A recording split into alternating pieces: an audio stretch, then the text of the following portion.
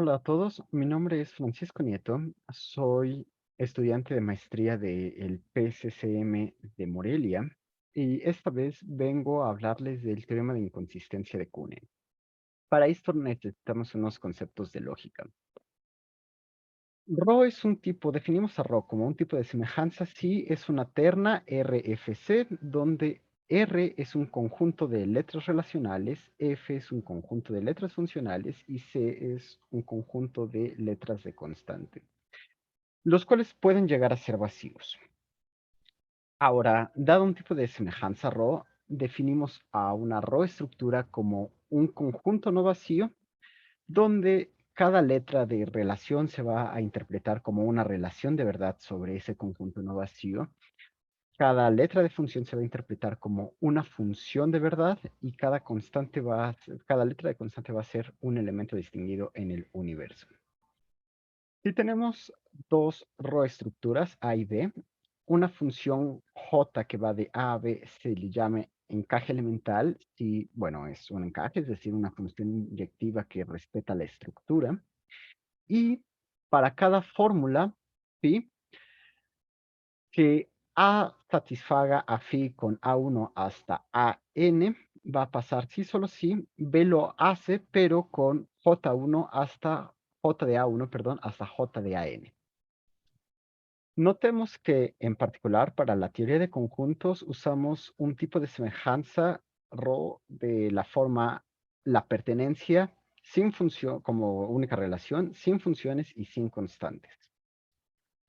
Además, llamamos a un encaje elemental trivial si para cada ordinal en el dominio la imagen de ese ordinal vuelve a ser el mismo. Notemos que por ser encaje elemental, los ordinales van a ser enviados en ordinales. Entonces podrían ser mayores, menores o iguales. Y una propiedad más que tienen estos encajes es que son crecientes. Es decir, si alfa es menor que beta en ordinales, entonces J de alfa va a ser menor o igual que J de beta. Muy bien, ahora, por absolutez, todo número natural n va a ser el mismo al mandarse bajo un encaje elemental. Y de hecho, lo mismo va a pasar con omega. Y ahora, podemos asumir que esta idea de encaje y de estructura se puede llevar a clases propias. Así que tomamos a V como el universo de todos los conjuntos y, bueno, podemos pensar en encajes que vayan de V a otra clase. Y antes de enunciar el teorema de inconsistencia de Kuhnen, vamos a repasar nada más, bueno, mencionar un lema técnico, el cual no va a tener demostración porque tampoco aporta a la prueba, y simplemente queremos usar este resultado. Entonces dice así, sea lambda un cardinal infinito tal que 2 a la lambda es igual a lambda a la omega. Entonces va a existir una función f que va de sucesiones en lambda, en lambda, tal que si tomamos un conjunto, un subconjunto de lambda de tamaño lambda, entonces, cada elemento de lambda se puede ver como la imagen de una sucesión en A bajo esta función f. Es decir, que cualquier ordinal menor que lambda se puede ver como la preimagen de una función s bajo esta función f. Y bueno, entonces, ¿qué es lo que dice el teorema de Kuhnen? Que no hay encajes elementales no triviales de V en sí mismo. Y bueno, ahora tenemos una pequeña dificultad, porque requerimos expandir el lenguaje de la teoría de conjuntos para poder enunciar correctamente el teorema de Kuhnen. Entonces tenemos este primer problema. El enunciado existe un encaje elemental de V en sí mismo, no es expresable en el lenguaje de la teoría de conjuntos, porque pues V no es un conjunto. Entonces, lo primero que hacemos es extender al lenguaje de ZFC. Entonces, a Rho, que tenía la pertenencia, le vamos a sumar un símbolo de función que va a servirnos como encaje. Vamos a agregar los axiomas que digan que J es un encaje elemental de V en V. Sí, exactamente. Y fíjense que aquí va a ser de hecho un esquema, porque encaje elemental depende de las fórmulas. Entonces, para cada fórmula va a tener que haber un axioma que diga, pues se cumple la parte de ser elemental para esta fórmula. Y por último, completamos los esquemas de separación y de reemplazo para que incluyan a las fórmulas que hablan de J. Entonces, podemos, con esta extensión de la teoría de conjuntos, hablar de el teorema de Kuhn. Y este reenunciado dice que si J es un encaje elemental no trivial que va de V en M, entonces V no puede ser igual a M. Y para probarlo, vamos a proceder por contradicción. Entonces, suponemos que V es igual a M, donde aquí M va a ser una clase.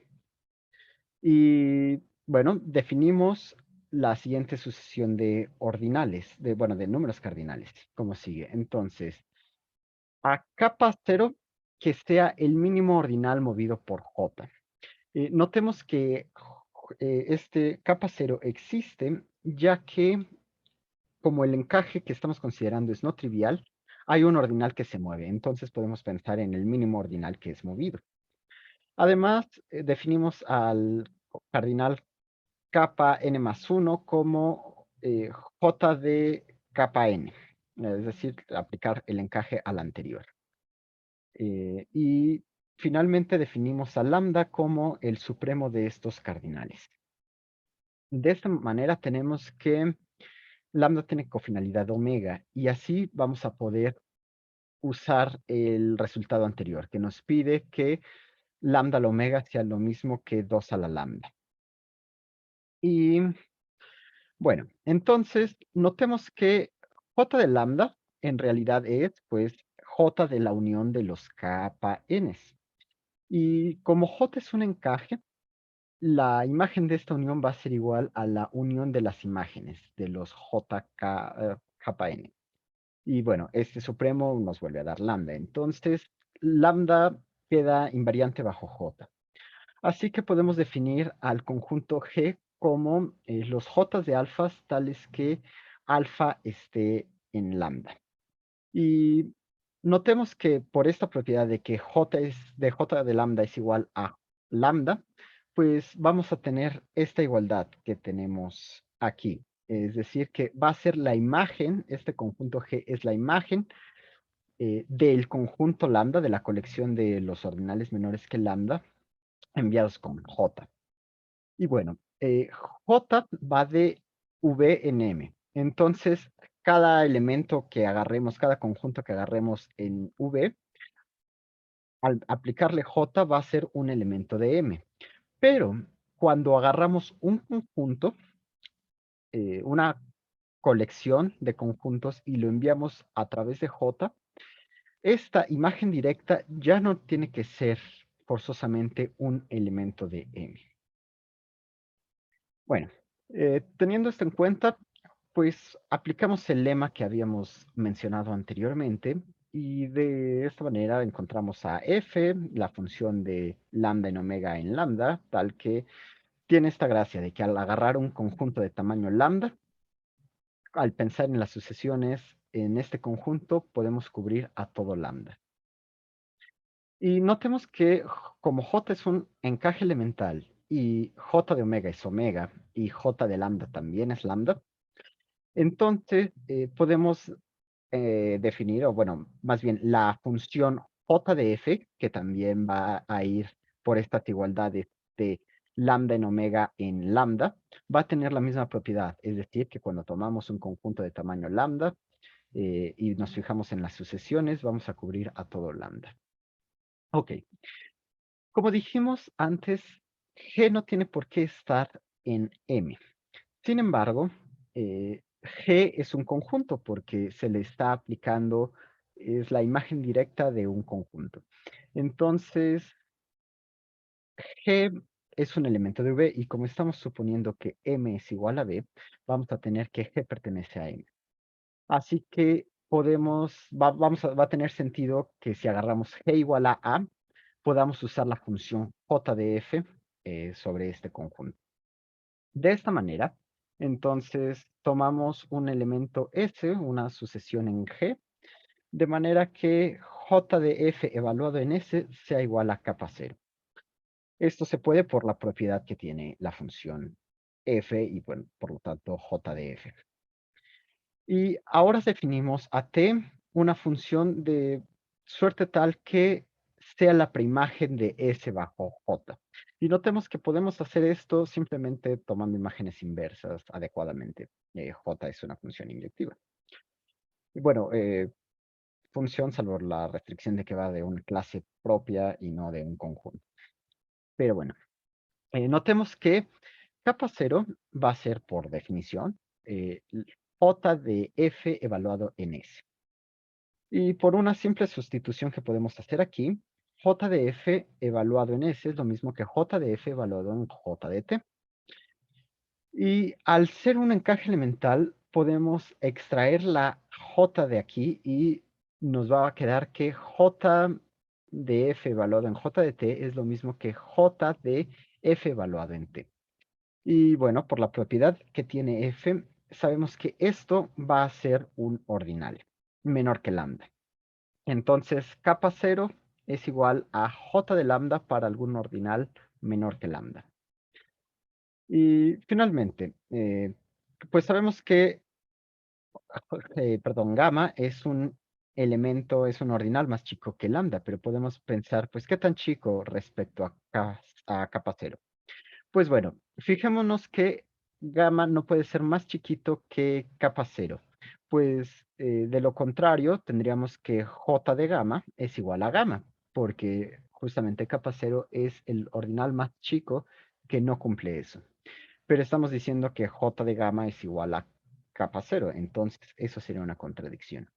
Si por el contrario suponemos que son iguales, pues tenemos el mismo problema.